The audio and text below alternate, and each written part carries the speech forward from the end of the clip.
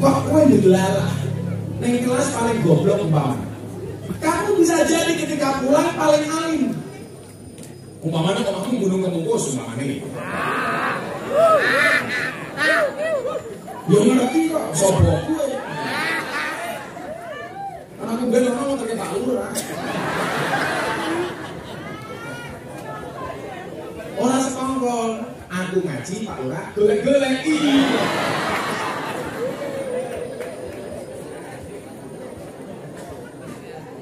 Kok kowe Nurul Huda paling goblok, kamu kurang kemungkus. Bisa jadi kamu di kemungkus paling alim. Soalnya apa? Sak kemungkus sing mondok mengawakmu dhewe. Jadi ono saingan. Kayak ngomong kayak, sama ulo. Di mana mau ngadep ulo? Ulo? Tapi ini juga, siapa yang bukan izin sama ulo di barang dulu.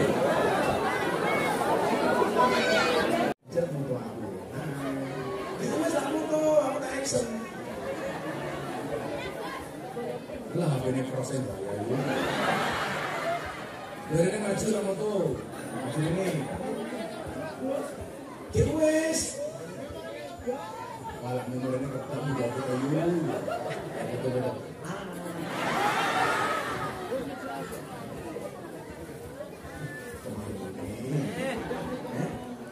mesti mak panas sampai balas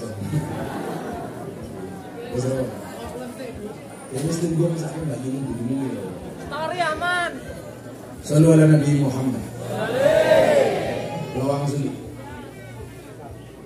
Sehingga nyuwun sewu, karena orientasi yang salah itu menghasilkan anak didik yang salah orientasi di dalam pendidikan. Nah, kalau biar itu kuliah nggak kenal, Mas Bro. Kalau mondok sekolah sampai kuliah itu saya. Sekarang saya masih kuliah. Hari ini saya itu tercatat mahasiswa S2 di 3 kampus. Di UIN Jogja saya ngambil akidah filsafat. Di Unisula saya ngambil pendidikan agama Islam S2.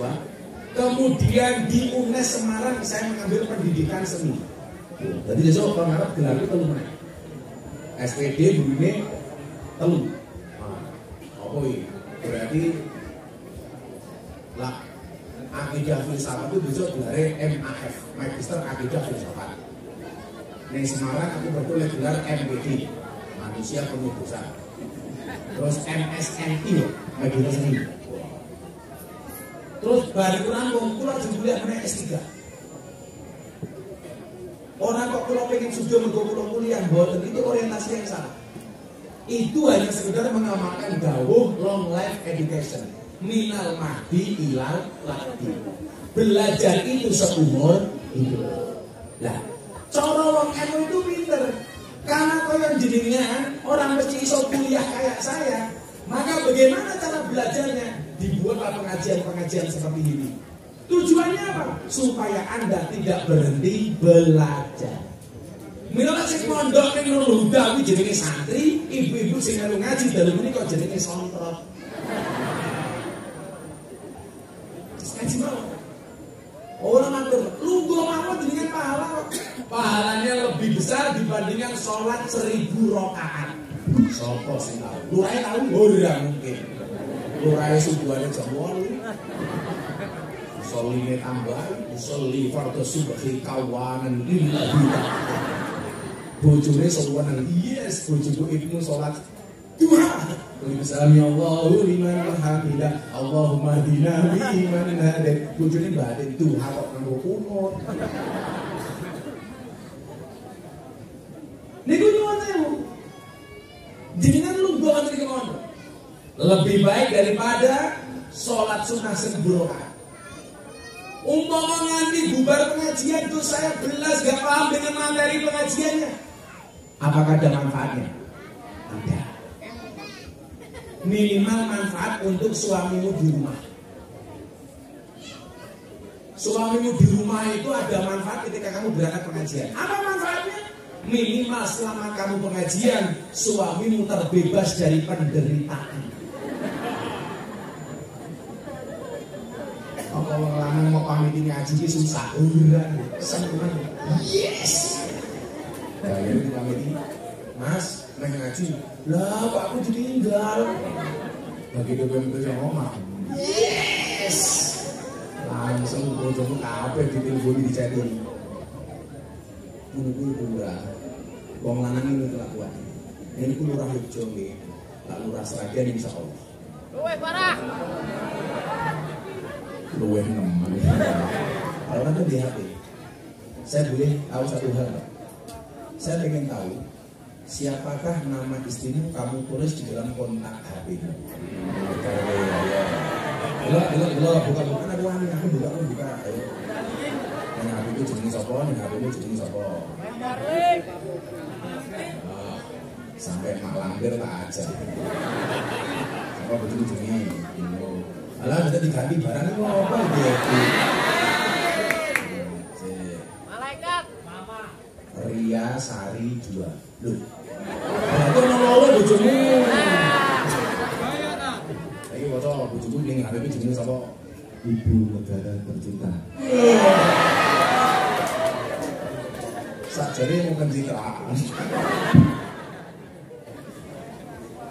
Besok ngono, Mas Ombo pulang di bojo iki lho. Wong saiki ora ngajar Mas Rio. Baru menikah saja kok bidadariku. Bojomu yang ngono kuwi.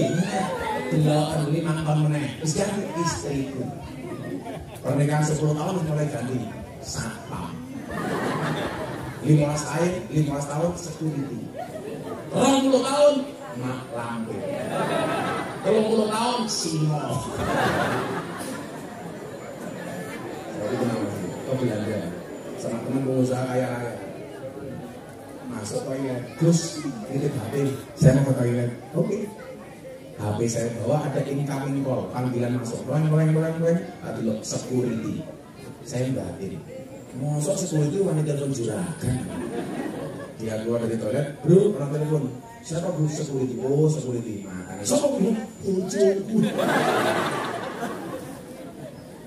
Kelakuan wong lanang saiki. Wong itu yo kurang ajar. Bojone mesti aja. Saya itu romantis kalau sama istri saya. Entah orang mau bilang romantis apa pencitraan kalau urusan. Sebenarnya romantis. Di rumah saya mandi. Kita kan di bojone nanti mau ndelok bojone wong liya goblok iki sampe. Ya Allah, Mbak langsung nutup cangkem. Tak pikir isin, pulno pakai gelang. Alah. Serius.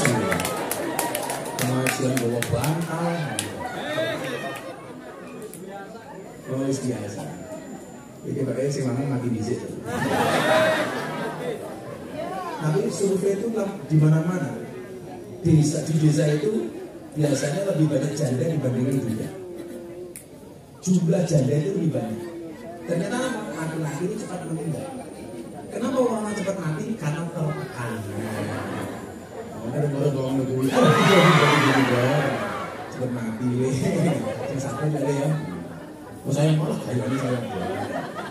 Saya mau bilang orang negeri.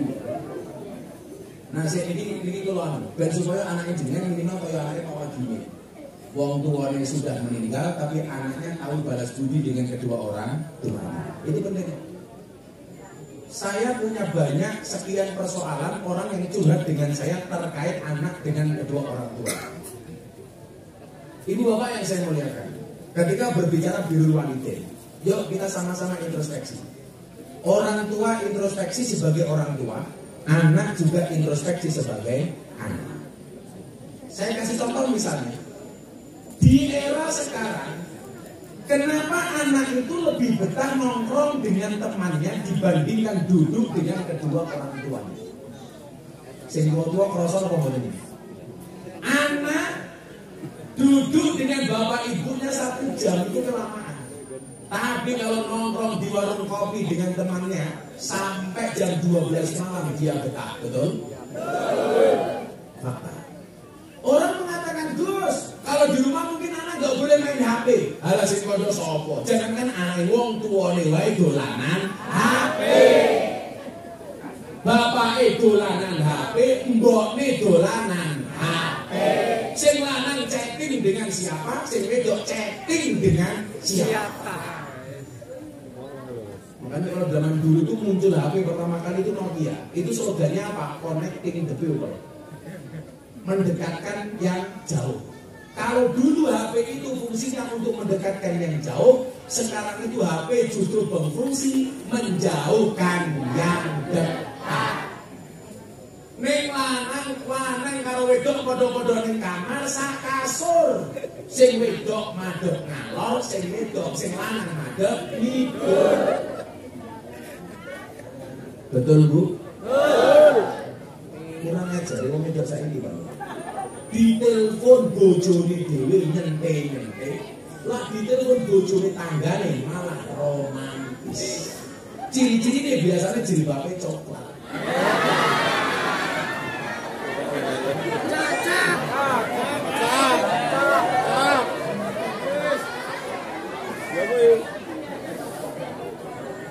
Suaminya telepon, diangkat. Rasa telepon, kan nanti ketemu di rumah.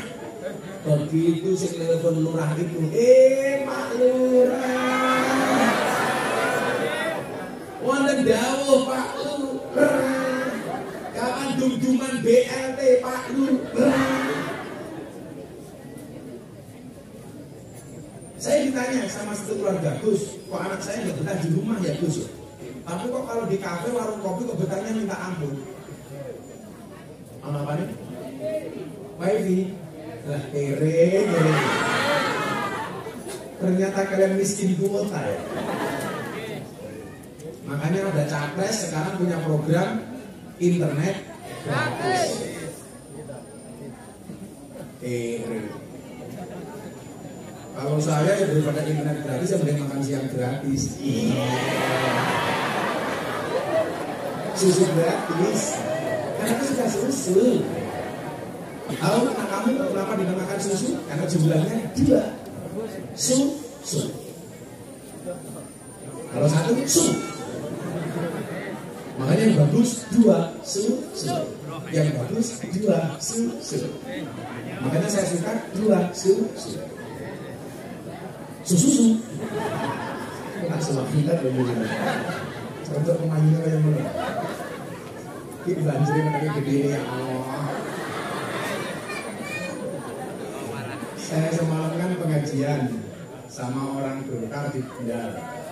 Saya ditanya, yuk kan di Zoom orang ini yang di Zoom. Nanti dimasukkan acara patroli popol. Saya bilang, ada cerita tentang pohon beringin. Jadi ada pengembala kambing itu protes terhadap keadilan Allah. Menurut pengembala kambing ini Allah tidak adil. Buktinya apa? Ketika dia beristirahat di bawah pohon beringin, dia melihat pohon beringin itu pohonnya besar tapi buahnya kecil. Sementara di bawah pohon beringin ada pohon semangka, pohonnya kecil, buahnya besar. Menurut dia kalau pohonnya besar itu harusnya ya buahnya besar. Kalau pohonnya kecil, buahnya kecil. Kenapa pohon beringin yang pohonnya besar, buahnya kecil, sementara pohon semangka yang pohonnya kecil, buahnya besar? Baru dia mikir, jatuh buah dari pohon beringin, langsung dia mikir, ternyata Allah itu maha adil. Untung pohon beringin buahnya kecil. Coba kalau buahnya besar, sak buah semangka, entek gas. Jadi kesimpulannya begini, kadang-kadang yang besar itu justru menghasilkan sesuatu yang kecil. Mila kok wong lanang wetenge gede berarti manu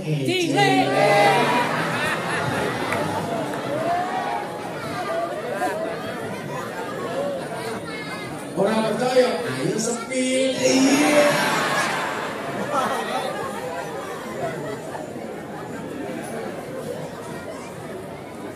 Itu lah Gus Miftah otaknya cilik berarti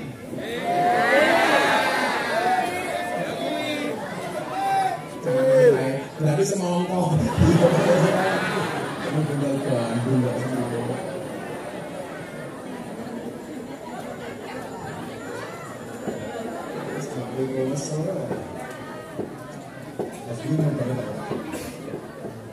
Nah, itu apa kayak makhluk? Balik ke pendidikan anak itu. Ternyata, kenapa anak itu tidak betah di rumah? Bukan karena nggak boleh main Yang pertama pengen saya sampaikan, Bu, zaman sudah berubah. Kenapa anak lebih suka nongkrong di warung kopi? Karena di warung kopi itu nyuwun sewu, anak bebas berekspresi. Dia bisa menjadi pendengar, tapi dia juga bisa menjadi pembicara.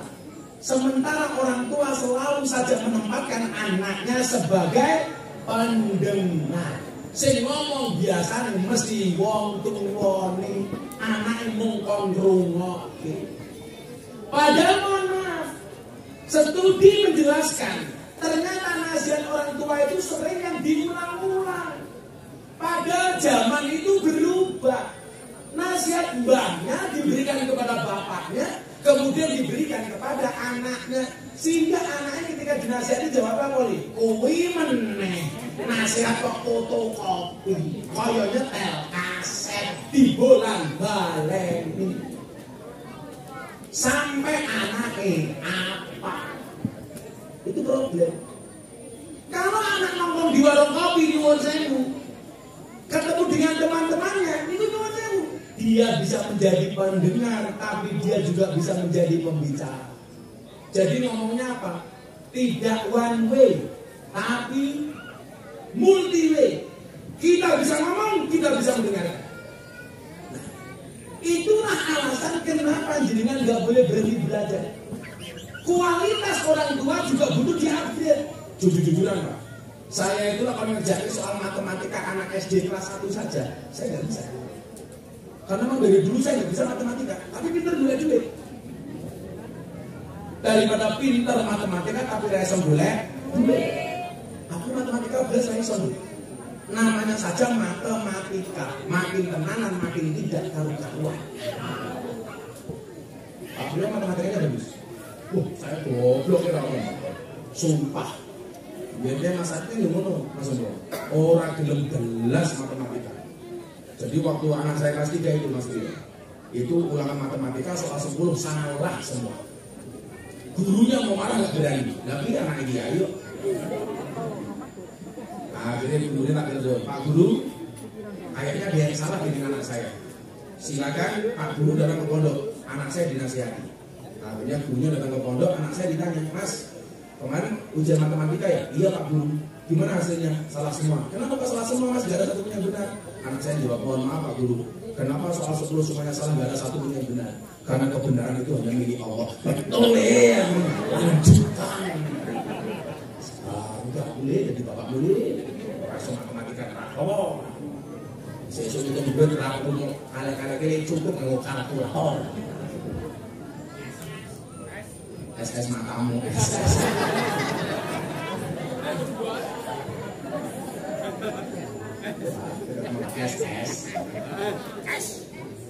Bocah-bocah udah saat aku ya, aku tak ngopi di sini. Aku baru kemorong ngopi soalnya. Ya, Mas Ake lagi nopo Mbak Mas Masih di selamat juga lah. Nemen, nembung, di tanah semoro. Mungkin udah ngadro mau mengenai kantor.